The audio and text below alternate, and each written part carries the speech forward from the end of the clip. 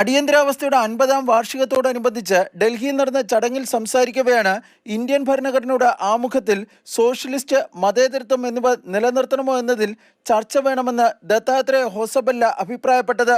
അടിയന്തരാവസ്ഥ കാലത്ത് 42-ാം ഭരണഘടനാ ഭേദഗതിയിലൂടെയാണ് സോഷ്യലിസ്റ്റ്, മതേതരത്വം എന്നിവ ഭരണഘടനയിൽ കൂട്ടിച്ചേർത്തത്. ഭരണഘടനയുടെ ആദ്യ രൂപത്തിൽ ഇവ ഉണ്ടായിരുന്നില്ലെന്നും RSS जनरल सेक्रेटरी ചൂണ്ടിക്കാട്ടി.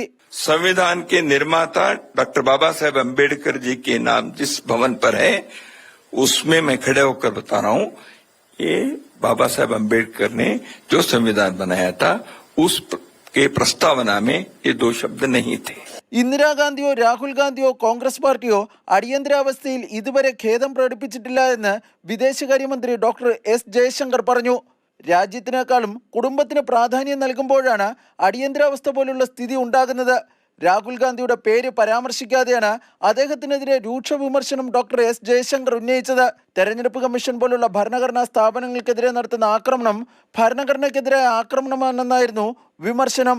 पर मैंने ये भी कहा था कि आप देखिए, पार्टियों की रिकॉर्ड देखिए, उनका DNA देखिए कि जो आज भी इमरजेंसी के लिए अपोलोजाइज नहीं करते, उनके मन में संविधान के लिए क्या क्या आदर सम्मान से वो देख सकते, जिन्होंने संविधान की ऐसी हत्या की, इतने अत्याचार की.